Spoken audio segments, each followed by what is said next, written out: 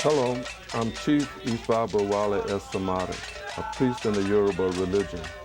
I would like to welcome you today to our new program, The African Connection. The program is especially designed to promote African culture in general and the Yoruba culture in Pacific. The first show will focus on the birth and survival of traditional African religion in the diaspora. We also have a special guest with us today. He is Baba Sekou Falade Fashina. So now we would like for you to sit back, relax, and enjoy our program.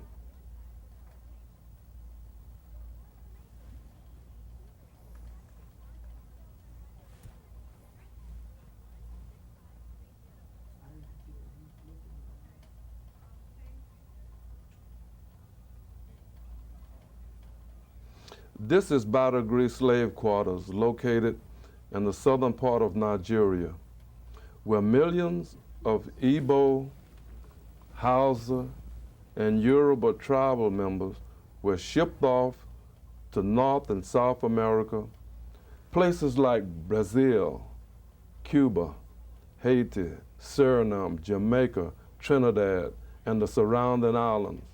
Today, the descendants of those Africans are the African Americans, Afro-Cubans, Afro-Brazilians, Black Puerto Ricans, and so on. When Africans came to the New World, they brought along their various religious values and beliefs. However, traditional African religious practice was soon outlawed in America, and Christianity was forced upon the African slave. The African religion was then forced to go underground in order to survive the evils of slavery. But until this day, traditional African religion continues to be practiced in America and throughout the diaspora under various names. Some of these names are, in Brazil, Macumba and Candomblé. In Cuba, Lucumi, Abaqua, Palo Monte. In Haiti, Voodoo, Rada. In Venezuela, Maria Lanza. In Grenada, Big Drums. In Jamaica, Pacomania and Kumia. And in the United States, it's called Santeria and Voodoo, or Root Man and Root Woman. But traditional African religion should not be confused with satanic worship nor European witchcraft. Our guest today is an Ifa priest, a master teacher. He is chief priest. He is the founder of and the director of Ijo Orunmila, USA, a Yoruba temple located in the Lamert Park, Crenshaw community in Los Angeles, California. Aburu Aboye. Abosishe Aboto. Baba Sekou, as you know, the religion has survived. How did the religion survive? What caused the religion to survive through all the evils that slavery brought upon us? Well, people on the Africa Diaspora are very spiritual people. We have never lost our understanding and focus on God. And that is the main principle that exists today within alignment to that creative force. We went through all of the experiences of slavery, but even so, we still maintain faith that one day the Master will allow us to become free again. And that is one of the main strengths of our survival techniques today. Thank you very much. Could you give us just a little short history? I know you're very long-winded, but could you give us just a little short, brief history about the religion coming here and people's involvement in the religion? Well, during the Middle Passage, that's many people don't really address. But when we left the continent, we would disperse all over the Caribbean. And again, we maintain our faith. As we sojourned through the Caribbean, which were at one time called the Barracoons. Barracoons are the locales where people of African descent were stripped or attempted to be stripped of their culture. And that's why we have today the connotation which is called coons, because of our relationships with Barracoons in the Middle Passage in the Caribbean. After we were relocated from the Barracoons, we were put in various farm, slave plantation environments. We were brought into this country because of basically economics. And with that migration, we brought the remainders of our tradition that we were able to maintain to this country. In places like Haiti, in places like Cuba, in places like South America, Brazil, in places like Puerto Rico, we were able to maintain more of our tradition because we were able to incorporate those traditions and what we were supposed to believe in up under the slave master. And as we migrated into this country, the tradition became much more alien to us. But even so, we maintain our alignment with the earth. And that's why when you go to the South, you'll see a lot of people practicing the roots, the hoodoo man, the mojo.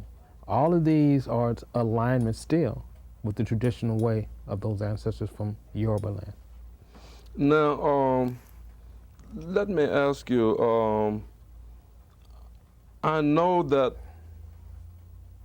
religions were forced upon our people, mainly Christianity and Islam.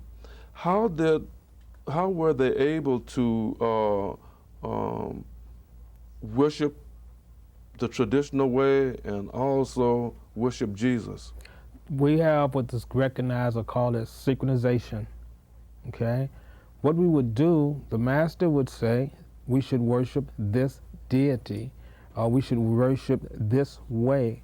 But what we would do, we would worship the icon of Jesus, but traditionally, we would have within the back of our mind traditionally, the relationship of the understanding of Obatala.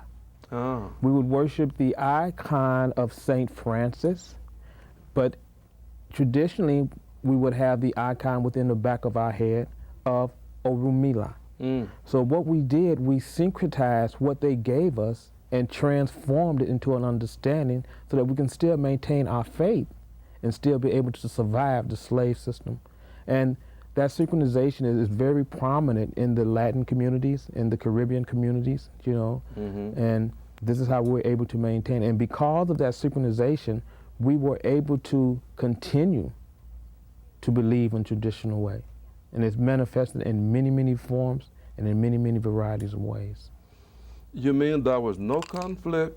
There's no conflict between worshiping Jesus and worshiping Obatala? I mean, what about God being a jealous God and all of that? As we spoke earlier, we said that we have never lost our understanding of God. We've never lost that, regardless of what we went through and what we suffered through. God is God, and we're able to maintain that strength of God. So there's no conflict because we don't deal with anything but the character,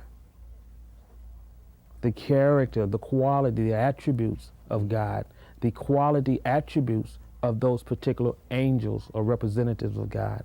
So no, there is no conflicts because we don't look at Jesus in an icon of any type of form. We don't look at Obatala in an icon of a form. We understand the principles, the character attributes, and the morality of those particular divinities. You know, one of the things that we were always told, and that was African people didn't have the facility to comprehend a God that could create the universe. And now as I'm listening to you, I'm getting a different picture. May I ask you a question? Please. We were told by who? Who defined what the capability of African peoples were? Yeah, you kind of got me there, but that answer would be he told his story. And now I think it's time for us to tell our story because, as we all know, his story is full of lies, and we've fallen for the okie doke for so long.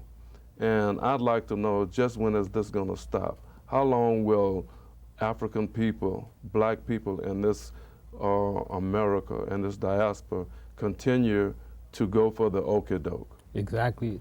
His story has been told for the last 400 plus years. Now we're in a time when we have the means to communicate, the means to be able to converse and to align ourselves with those people at home to bring out the truth.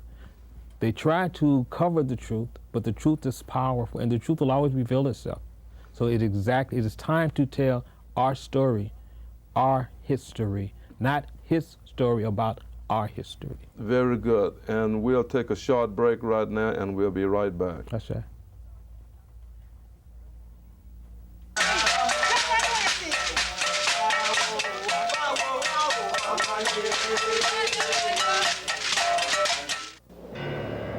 Imagine a world without trees. A place unprotected from scorching sun and damaging winds, where giant dust storms roll across the countryside, and where nothing holds precious topsoil, and where erosion destroys crops and destroys the land. Now, imagine a world with trees, conservation trees, where leafy canopies cool the sun and tame the wind, where tree roots grip and hold the topsoil, and where rivers and streams run clear and clean, and where land is restored and crops are saved. Conservation trees help conserve our Earth's precious resources. A world without trees is no world for me or for you. Conservation trees make the difference. This is Eddie Albert, urging you to write the National Arbor Day Foundation for your free Conservation Trees brochure.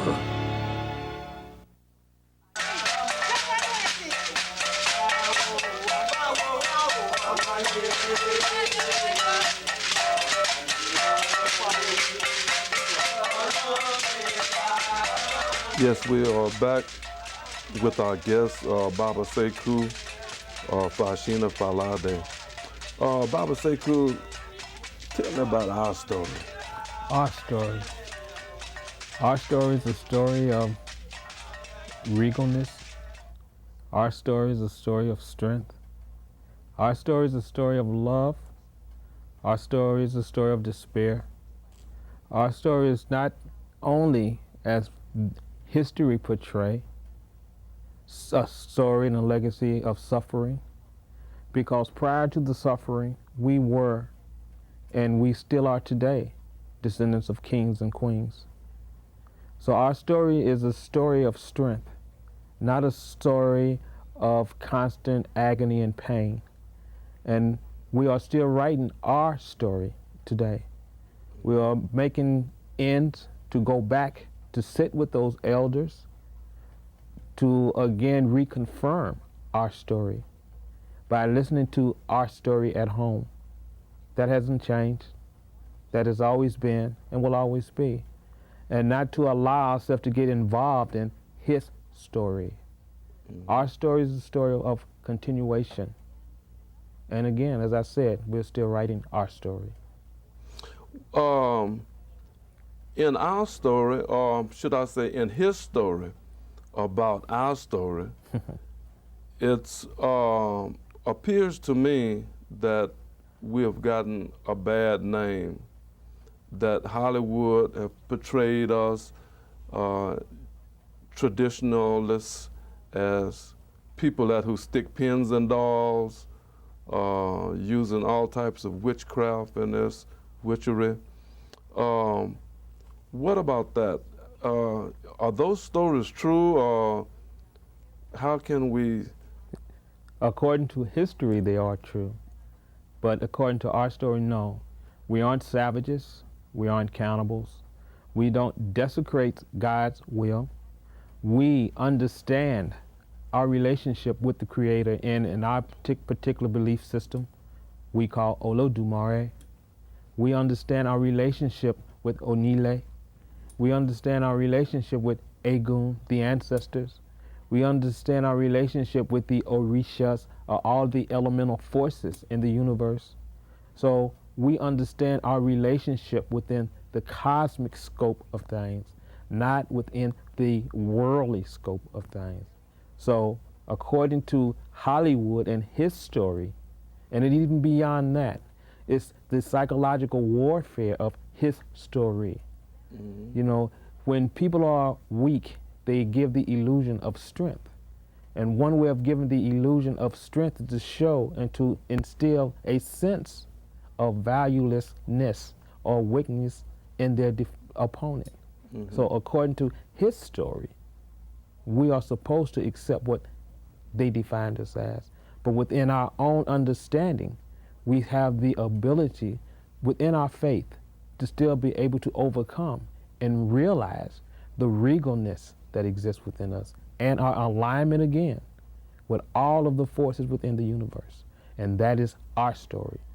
Our story is a story of regalness. We are Omolo Dumare. That means we are the children of God. Mm. And within that is all of the support that we need to overcome anything, any type of adversity that exists in his story. So you mean gang warfare, drugs, and all of this, that people could actually do something about that? How does that work? Yes. I mean, okay, in social society today, we have lost the morals, the mores. Mm-hmm. You know, we have lost focus.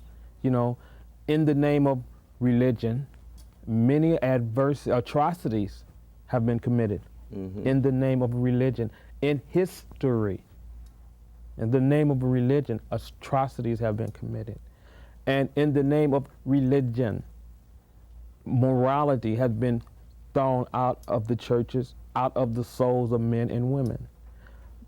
When you understand your relationship with the elemental forces of the universe, morality becomes a part of your everyday being. If you allow yourself to ascend the trappings or the pitfalls that exist within the world, you will be able to overcome we call them obstacles, we call them ajogun. You will be able to overcome these obstacles that exist in the world.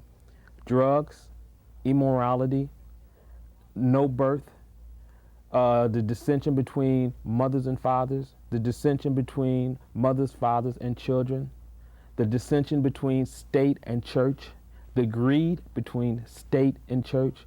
When you are involved in a natural order, when you understand the cosmic order, all of those trappings, which are very tribal, will be overcome. And you can continue to be that regal person, or again, that Omo Olodumare, that child of God that we all are. Why should I go out and try to consume all of the wealth in the bank when, as a child of God, I am able to consume all of the wealth in the universe?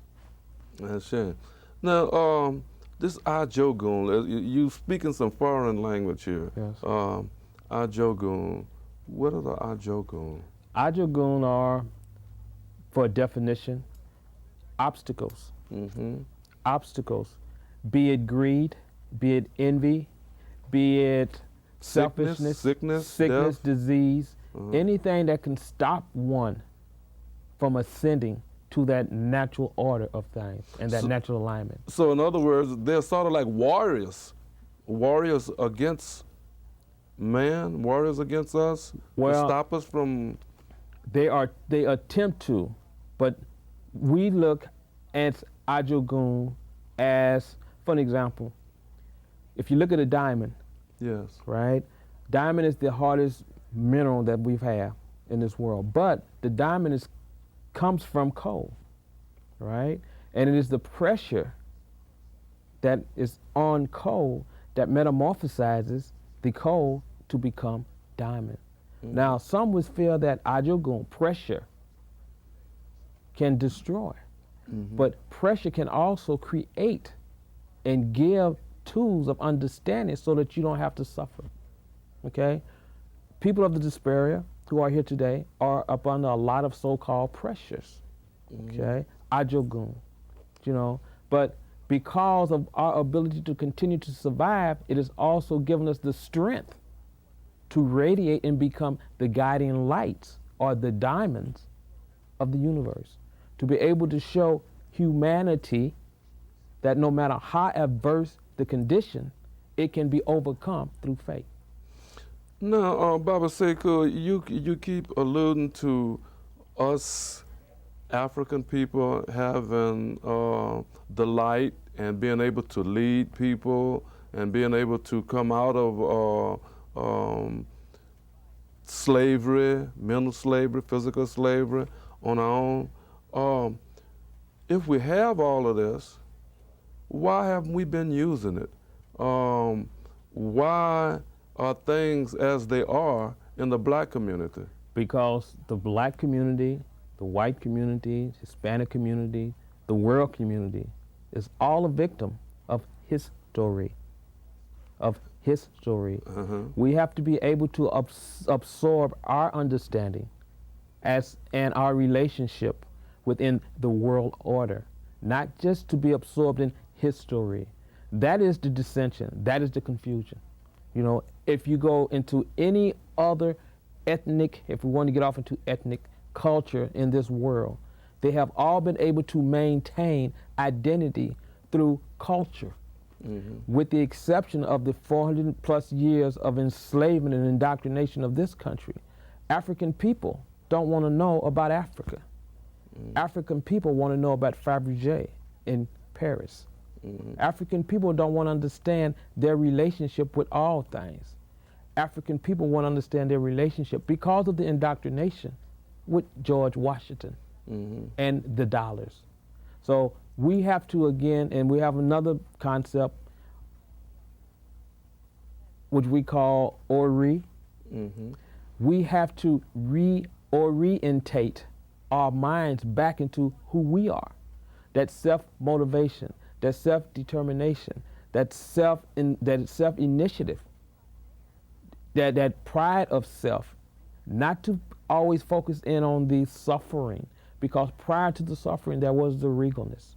So we have to be able to get outside of the history and to get back off into our story, to move on, to develop, to dispel all of the history that is an anchor on our lives. So we've discussed the Ajogun, we've discussed the bad image that we have, but there's some things, and I don't know if we have time today, that I've been wondering about. I know that other people are wondering about, and it's dealing with sacrifices. Why sacrificing? Are there human sacrifices? Are they just animals? What is the purpose of all of the sacrifices? And why, when we have chickens in the grocery store, why would a person want to go and kill a chicken and say this is a religion? Okay, sacrifice, that's a good point. And that's definitely something that always has to be addressed in traditional religions. We call sacrifice Eba. Eba is sacrifice. Sacrifice is life. I always explain to people how important sacrifice is in each and every one of our life.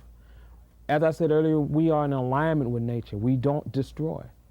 We don't take from nature. Our goal is to give to nature, to procreate. Sacrifice. My indicator of sacrifice is give and take. If you inhale, is it not so that you have to exhale?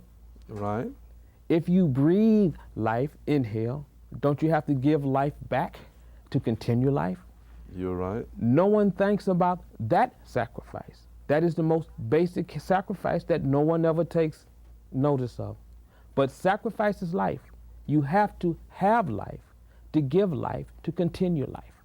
Now, at home traditionally, certain fruits, certain animals, certain fluids are necessary to continue the life of humanity. And that is the order of the world. We need certain things to substantiate our existence. So we eat birds, we eat fruits, we eat and drink water. Those items have made sacrifice to continue our life. We breathe air, we exhale air. That is a continuation. But according to, again, his story, now we're talking about human sacrifice. I'm not mentioning religions, but there is one predominant religion today that developed all of its strength because he gave his only begotten son. Isn't that human sacrifice? Well, it appears to me it's human sacrifice. It is, without any games, human sacrifice. They sacrifice one for the many. That's acceptable in certain religious orders. Baba Sekou, we're getting close to the end of this show, but I really would like for you to come back, say next week if you could, and we could get deeper into this idea of African traditional religion, talk about what it is, who's involved in it, and why would a person want to be involved in the Yoruba religion or any other African religion, traditional religion. So could you do me that favor? Could you come back next week? I have no problem with that, Baba. All you have to do is call. You know, our responsibility today is to share.